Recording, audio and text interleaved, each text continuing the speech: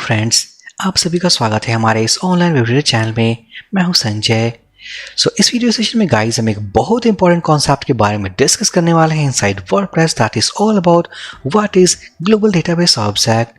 अगर आपने इस कॉन्सेप्ट को मिस कर दिया तो मे बी जितने भी ऑपरेशंस हम परफॉर्म करने वाले हैं अपने CRUD बेस्ड प्लगइन में, उनको समझने में आपको दिक्कत हो सकती है। इस वीडियो में हम काफ़ी इंटरेस्टिंग चीज़ों को देखने वाले हैं जो कि आने वाले वीडियोस में हम उनको यूज़ करने वाले हैं। मेरी रिक्वेस्ट है, अगर आप चैनल पे नए हो, सब्सक्राइब नहीं किया है, फटाफट चैनल को सब्सक्राइब करके मोटिवेट कर दीजिए ताकि ऐसे अमेजिंग क्वालिटी कंटेंट्स इस चैनल पे अपलोड करते रहें। इस वीडियो सेशन में गाइस हम देखने वाले हैं कि अगर डेटाबेस के साथ, इट मीन्स वर्डप्रेस के डेटाबेस के साथ अगर कोई भी ऑपरेशन करना हो like insert, update, delete and select, तो हम किस तरीके से कर सकते हैं और उनके साथ ऑपरेशंस करने का कौन कौन सा तरीका है और हम उन तरीकों को कैसे यूज़ कर सकते हैं। यहाँ मैं बात करने वाला हूँ ग्लोबल डेटाबेस ऑब्जेक्ट के बारे में। उससे पहले आपको मैं बता दूं कि जो पूरे कंप्लीट कोर्स में हम देख रहे हैं that is all about how to create a custom plugin inside WordPress, जिसमें हमने काफ़ी कुछ अभी तक फिलहाल देख लिया है। उन्हीं कॉन्सेप्ट के बदौलत हमारे पास दो पेजेस जो हमने क्रिएट किए हैं अपने इस पूरे कोर्स में, that is add employee and list employee. Obviously ये जो फॉर्म्स हमने क्रिएट किया है या ये टेबल हमने क्रिएट किया है, ये देखने के लिए नहीं किया, बल्कि हम इस टेबल के साथ अपने फॉर्म को सेव कर पाएँ, साथ ही साथ इस लिस्ट एम्प्लॉय लेआउट के थ्रू हम उन सारे डेटा को लिस्ट कर पाएँ। यहाँ पर हम यूज़ करने वाले हैं डेटाबेस के कॉन्सेप्ट टू इंटरैक्ट, जिसके लिए हमने एक टेबल भी क्रिएट किया है in last video, that is WP_EMS form data. इस टेबल में हम उन सभी डेटा को सेव करने वाले हैं जो हम इस फॉर्म से क्रिएट करेंगे। इसका मतलब हम डेटाबेस के साथ कनेक्शन को बनाने वाले हैं। उस कनेक्शन को बनाने के पहले हमें उस कॉन्सेप्ट को समझना होगा। मैं जाऊंगा स्लाइड पे और मैं टाइप करने वाला हूं ग्लोबल WPDB। ये WPDB क्या है? WP stands for WordPress and DB stands for database. इसका मतलब हम यूज करने वाले हैं और जो कॉन्सेप्ट को समझने वाले हैं that is all about WordPress database, और ये एक ऑब्जेक्ट है। ये जो WPDB है ये एक ऑब्जेक्ट है। मैं आपको रिकमेंड नहीं करूंगा, बट अगर मैं आपको एक कॉन्सेप्ट के बारे में समझाना चाहूँ तो मैं जाऊंगा WP इंक्लूड्स फोल्डर के अंदर और इस फोल्डर में मैं एक फाइल को सर्च करने वाला हूँ, दैट इज class-WPDB। इस फाइल के अगर सबसे टॉप पे आप एक लाइन को देखो, WordPress database access abstraction class. अगर मैं स्क्रॉल करूं तो हमारे पास एक क्लास है दैट इज क्लास WPDB। ये जो ऑब्जेक्ट है वो उसी क्लास का है और इस ऑब्जेक्ट के थ्रू हम उन सभी मेथड्स को कॉल कर सकते हैं जिन मेथड्स के थ्रू हम अपने CRUD बेस्ड सिस्टम को क्रिएट कर सकेंगे, like insert command, update command, delete command and select command. ये गाइस ओनली फॉर अंडरस्टैंडिंग, ये नॉलेज के लिए मैंने आपको बताया। वर्डप्रेस की किसी भी कोर फाइल्स के साथ कोई भी चेंजेस नहीं करने हैं, अदरवाइज आपका वर्डप्रेस सेटअप क्रैश हो सकता है। यहाँ पर जो ये ऑब्जेक्ट है हमारा WPDB, अब इस ऑब्जेक्ट को हम किस तरीके से यूज कर सकेंगे और अपने नीड के अकॉर्डिंग हम CRUD बेस्ड मेथड्स को कैसे कॉल कर सकेंगे।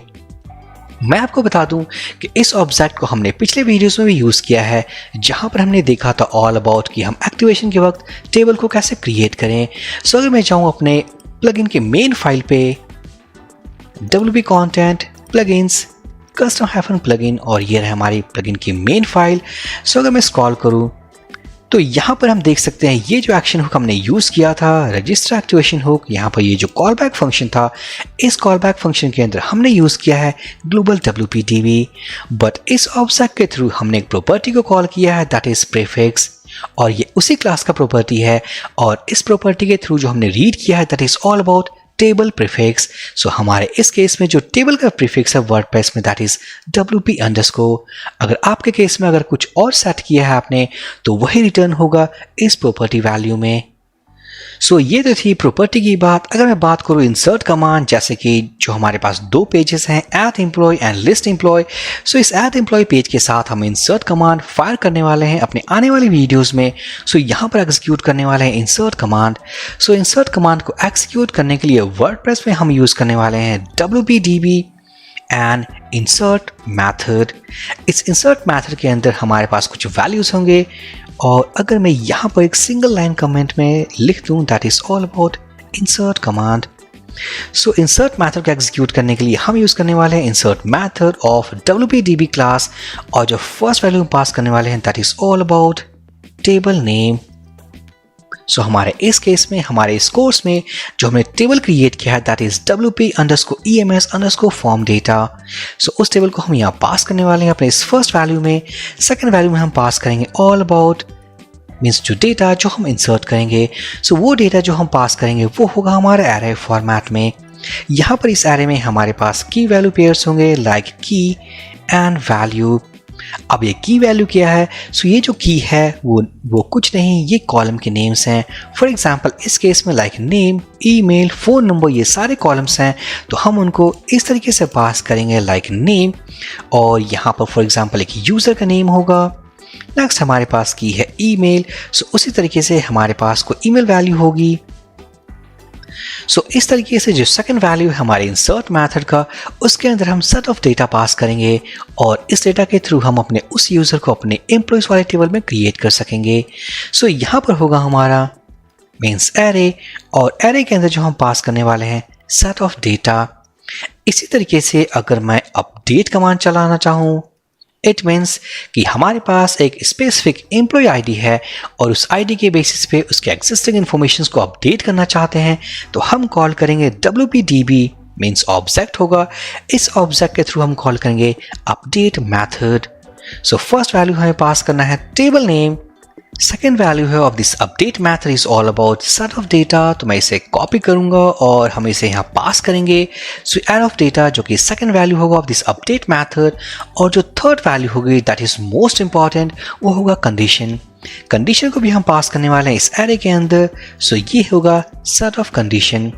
सो यहाँ पर इस मेथड को यूज करने के पहले हमें पास करना है अपडेटेड डेटा। इट मीन्स कि कौन सा डेटा हम एग्जिस्टिंग इन्फॉर्मेशन के साथ रिप्लेस करने वाले हैं, और जो थर्ड वैल्यू है दैट इज कंडीशंस। इसका मतलब हम किस एम्प्लॉय, किस रो को अपडेट करना चाहते हैं। सो ये थी गाइज हमारे अपडेट कमांड के कॉन्सेप्ट।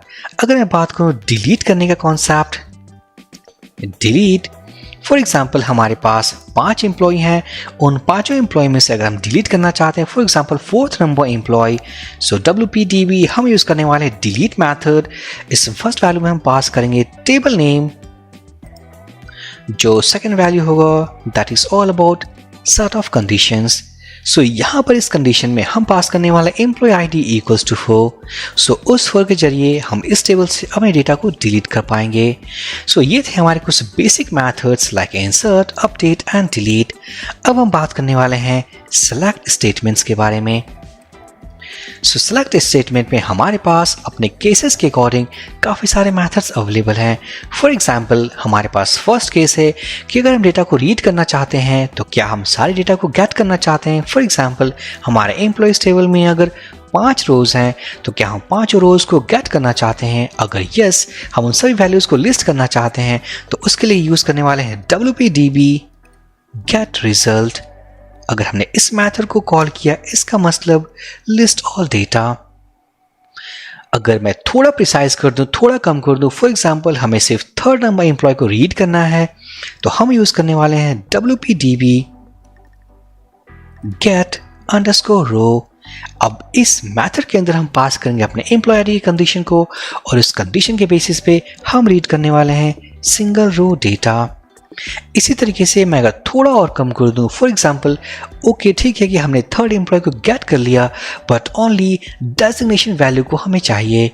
अगर मैं जाऊँ अपने एम्प्लॉयज वाले टेबल में, सो यहाँ पर हमारे पास काफ़ी सारे कॉलम्स हैं like name, email, phone number, gender and designation, but यहाँ पर हमें पूरा रो नहीं चाहिए, हमें एक सिंगल की चाहिए like phone number. So specific value को रीड करने के लिए, स्पेसिफिक कॉलम को रीड करने के लिए हमारे पास एक और मेथड है that is WPDB get and where। अब इस where मेथड के अंदर हम पास करेंगे एम्प्लॉय आईडी कंडीशन, और हमें कौन सा वैल्यू चाहिए उस कॉलम नेम को हम पास करेंगे। तो सारा कुछ सेटिस्फाई करने के बाद हम उस सिंगल स्पेसिफिक वैल्यू को बिल्कुल ईजियर वे में रीड कर पाएंगे।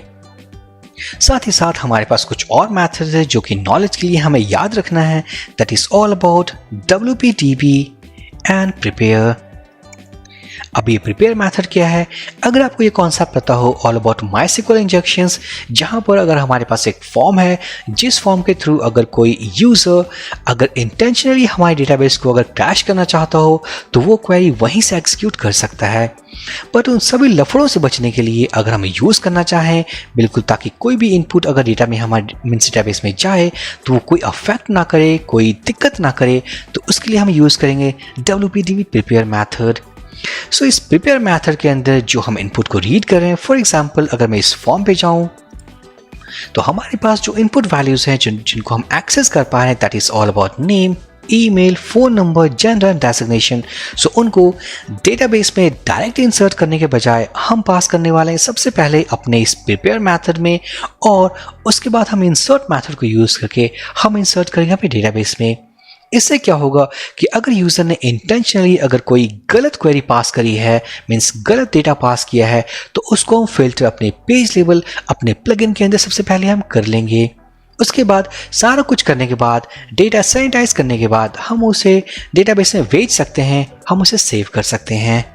और फाइनली हमारे पास एक और प्रॉपर्टी है जिसके बारे में जानना चाहिए, क्योंकि वो भी एक बहुत ही इंपॉर्टेंट प्रॉपर्टी है, and that is all about insert. यहाँ पर जैसे कि मैंने बताया कि इंसर्ट मेथड को यूज करके हम किसी भी एम्प्लॉय या कह सकते हैं सेट ऑफ डेटा को हम इंसर्ट कर सकते हैं अपने इस टेबल में। सो आफ्टर इंसर्शन अगर हमारे उस टेबल में अगर कोई इंसर्ट आईडी है, इट मीन्स जो आईडी कॉलम है अगर ऑटो इंक्रीमेंटेड है, अगर उसके आईडी को गेट करना हो तो हम यूज करेंगे WPDB insert underscore ID। अब ये कौन सी आईडी है? फॉर एग्जाम्पल अगर मैं जाऊँ टेबल में, अपने एम्प्लॉयज वाले टेबल में, तो यहाँ पर देख सकते हैं हमारे पास जो कॉलम्स हैं ID। सो इन सभी कॉलम्स में जो आईडी कॉलम है वो प्राइमरी की है, साथ ही साथ ऑटो इंक्रीमेंट।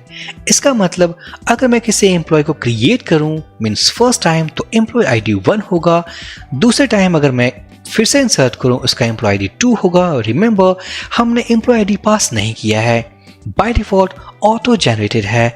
सो इसी तरीके से अगर मैं किसी एम्प्लॉय को क्रिएट करूं अपने इस मेथड को यूज करके, सो जो आईडी टेबल ने जनरेट किया है उसके लिए ऑटोमेटिकली इस प्रॉपर्टी को कॉल करके मीन्स हम उस आईडी को गेट कर सकते हैं। इससे हमें ये पता लग जाएगा कि उसकी आईडी क्या है जो हमने अभी अभी इंसर्ट किया है। सो सक्सेसफुली गाइज ये वो सारे मेथड्स हैं जो कि काफ़ी इंपॉर्टेंट हैं, जो कि हमें पता होना चाहिए ऑलमोस्ट आई थिंक किसी भी प्लगइन के किसी भी सेक्शन में काम करने के पहले। अदरवाइज अगर ये कॉन्सेप्ट अगर हमें नहीं होगा तो हम बिल्कुल स्टैटिक तरीके से स्टैटिक प्लगइन्स पे काम कर सकते हैं। अगर अपने प्लगइन को अगर हमें एडवांस लेवल पे डेटाबेस के साथ कनेक्शन बना के काम करना हो तो हमें इन मेथड्स के बारे में नॉलेज होनी चाहिए। मैं आपको यही सजेस्ट करूंगा कि इन मेथड्स को जो मैंने अभी अभी एक्सप्लेन किया है आप सही तरीके से वर्डप्रेस के डॉक्यूमेंटेशन पे जाके आप वहां भी इसे पढ़ सकते हो। सो आई होप ये वीडियो काफ़ी इन्फॉर्मेटिव होगा आपके लिए। सो प्लीज़ लाइक कर दें, कमेंट कर दें, चैनल को सब्सक्राइब कर दें। हम मिलते हैं नेक्स्ट वीडियो में। So for this video session guys, thank you for watching and have a great day.